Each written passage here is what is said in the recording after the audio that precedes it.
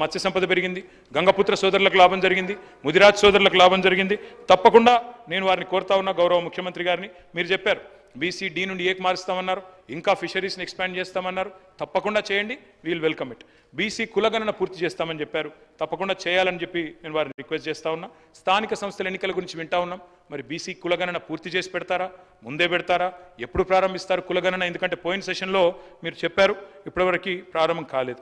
నేను చివరిగా మళ్ళొకసారి బీసీ వెల్ఫేర్ విషయంలో చెప్తా ఉన్నా అధ్యక్ష, దయచేసి నేతన్నలు కానీ ఇతరులు కానీ తప్పకుండా వారికి ఇచ్చిన మాట నిలబెట్టుకోవాలని ప్రభుత్వాన్ని కోరుతా ఉన్నాను. ఇంకొక మాట కూడా నేను కోరుతా ఉన్నా అధ్యక్ష, మీరు గిరిజన కుటుంబాలకి రాష్ట్రంలో మీరు చెప్పారు 12 లక్షల రూపాయలు అభయహస్తం పథకం కింద సేమ్ దళితులకు అంబేద్కర్ అభయహస్తం మాదిరిగా గిరిజనులకు కూడా 12 లక్షలు ఇస్తామని చెప్పారు. నిలబెట్టుకోండి, రీఅప్రోప్రియేట్ చేయండి. కావాలంటే ఏదైనా పథకంలో కోత పెట్టండి, తప్పకుండా దానికి కూడా నిధులు కేటాయించాలని నేను కోరుతా ఉన్నాను. ఇంకొక స్పష్టత కూడా ప్రభుత్వం ఇవ్వాలని చెప్పి నేను కోరుతా ఉన్నాను. మేము 4.5 లక్షల ఎకరాలకి పోడు భూములకు పట్టాలు ఇచ్చినాం, రైతు బంధు కూడా ఇచ్చాం.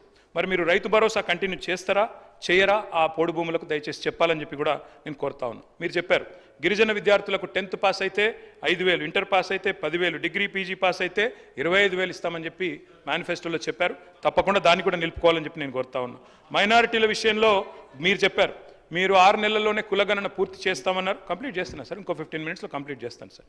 మైనారిటీ సబ్ ప్లాన్ అన్నారు. నేను వారిని కోరుతా ఉన్న ప్రభుత్వాన్ని తప్పకుండా మైనారిటీ సబ్ ప్లాన్ కూడా తీసుకురండి. We will also support you. మీరు ఇమాంలకు మౌజంలకు ఫాస్టర్లకు కూడా ఇస్తామన్నారు. 10,000 రూపాయల చొప్పున నెలకు గౌరవ వేతనం ఇస్తామన్నారు, ఇవ్వాలని చెప్పి కూడా నేను కోరుతా ఉన్నా. మైనారిటీలకు బడ్జెట్ 4,000 కోట్లు పెంచుతా ఉన్నారు. కేసీఆర్ గారు 2,200 దాకా తీసుకొచ్చారు, మీరు 4,000 చేస్తామన్నారు. చేయండి, రీఅప్రోప్రియేట్ చేయండి. మరి మైనారిటీ మినిస్టర్ లేరు, మినిస్టర్ని కూడా ఇవ్వండి. చీఫ్ మినిస్టర్ గారు మైనారిటీని ఒకరిని మినిస్టర్ని చేయండి. ఇది భారతదేశ స్వాతంత్రం వచ్చిన తర్వాత కాంగ్రెస్ ప్రభుత్వాలు భారతదేశంలో ఎన్నోసార్లు వచ్చినాయి, మొట్టమొదటి ప్రభుత్వం ఇది. మైనారిటీ మినిస్టర్ లేని మొదటి ప్రభుత్వం. దయచేసి మైనారిటీలకు రిప్రజెంటేషన్ గవర్నమెంట్లో ఇవ్వండి అని చెప్పి కూడా మేము కోరుతా ఉన్నాం.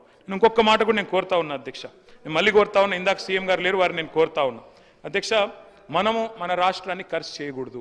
మీరు రేపు మళ్ళీ అమెరికా పర్యటనకు పోతా ఉన్నారు. I wish you all the best Revanth Reddy గారు. డెఫినెట్గా మీ నాయకత్వంలో తెలంగాణ రాష్ట్రం బాగుండాలి. 5 ఏళ్ళు రేవంత్ రెడ్డి గారు, మీకు అనుమానం వద్దు, 5 ఏళ్ళు మీరు ముఖ్యమంత్రిగా అక్కడే కూర్చోవాలి. ఇచ్చిన అన్ని హామీలు నెరవేర్చాలని చెప్పి కూడా నేను కోరుతా ఉన్నాను. మీరు ఇచ్చిన హామీలు నెరవేర్చండి అని కోరుతున్నాను తప్ప వేరే అనట్లేదు. తప్పకుండా మీకు నేను I wish you all the best in America tour also. తప్పకుండా ఆ విషయంలో కూడా మీకు సహకరిస్తాం. కానీ రాష్ట్రాన్ని ఖర్చు చేయడం మంచిది కాదు.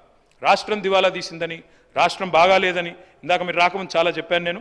తప్పకుండా మీరు దయచేసి మరింత ఎఫర్ట్ పెంచాలని చెప్పి కూడా మరి చేయాలని చెప్పి కూడా నేను కోరుతా ఉన్నాను అధ్యక్ష. రాష్ట్ర సంపద సృష్టించాలి అంటే ప్రగతిశీల పాలసీస్ ఉండాలి.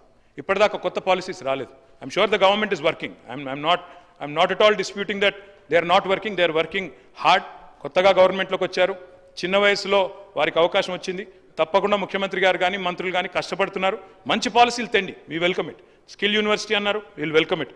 అదే మాదిరిగా ప్రోగ్రెసివ్ పాలసీస్ తెండి, ప్రగతిశీల పాలసీస్ తెండి. కానీ తిరోగమన నిర్ణయాలు కరెక్ట్ కాదు. నేను ముఖ్యమంత్రి గారికి చెప్తా ఉన్నాను, ఎంఏఎన్యూడి కూడా వారి దగ్గర ఉంది కాబట్టి చెప్తా ఉన్నాను. ఒరిజినల్గా మేము డిజైన్ చేసింది ఏంటి సార్ అంటే, ఎయిర్పోర్ట్కి 3 రకాల కనెక్టివిటీ ఉండాలి మెట్రో అని డిజైన్ చేశాం. అందులో మొదటి phase Shamshabad outer ring road, శంషాబాద్కి ఔటర్ రింగ్ రోడ్ మీదుగా ఎందుకు తీసుకుపోయే ప్రయత్నం చేసినామంటే ఒకటే కారణం, ఎందుకంటే అందులో ల్యాండ్ అక్విజిషన్ లేదు. ఏమైందంటే రాజశేఖర రెడ్డి గారి ప్రభుత్వంలో ఓఆర్ఆర్ ప్లాన్ చేసినప్పుడు గౌరవనీయులు జైపాల్ రెడ్డి గారు అర్బన్ డెవలప్మెంట్ మినిస్టర్, మా సబితా ఇంద్రారెడ్డి గారు ఎప్పుడు చెప్తా ఉంటారు, ఆనాడు ఓఆర్ఆర్ డిజైన్ చేసినప్పుడు జైపాల్ రెడ్డి గారు ఏం చెప్పారు, రాజశేఖర రెడ్డి గారు ఏం చెప్పారు, చాలాసార్లు చెప్తా ఉంటారు సబితక్క. ఆ రోజు ఒక మాట చెప్పారు, 500 ఫీట్ల రోడ్ ఎందుకు అని మాట్లాడితే, లేదు ముందు చూపుతో మనం చేయాల్సిందే, అందులో రైల్ కారిడార్ కూడా ఉండాలని చెప్పి అధికారులు సూచిస్తున్నారు, చేయాలన్నారు. ముఖ్యమంత్రి గారు మేము తీసుకోవడానికి కారణం, అక్కడ ఓఆర్ఆర్కి శంషాబాద్కి తీసుకొని పోవడానికి మేము మైండ్ స్పేస్ నుంచి తీసుకున్న కారణం ఏంటంటే 10 లక్షల మంది ఐటీ ఉద్యోగులు ఉన్నారు, నిరంతరం ట్రావెల్ చేస్తూ ఉంటారు. ఇప్పుడు ఓఆర్ఆర్ కూడా కంజెస్టెడ్ అయింది, మీరు తిరుగుతుంటారు, మీరు కూడా మీకు తెలుసు. నా రిక్వెస్ట్ ఏమంటే అధ్యక్ష, మేము 3 రకాల మార్గాలు డిజైన్ చేశాం.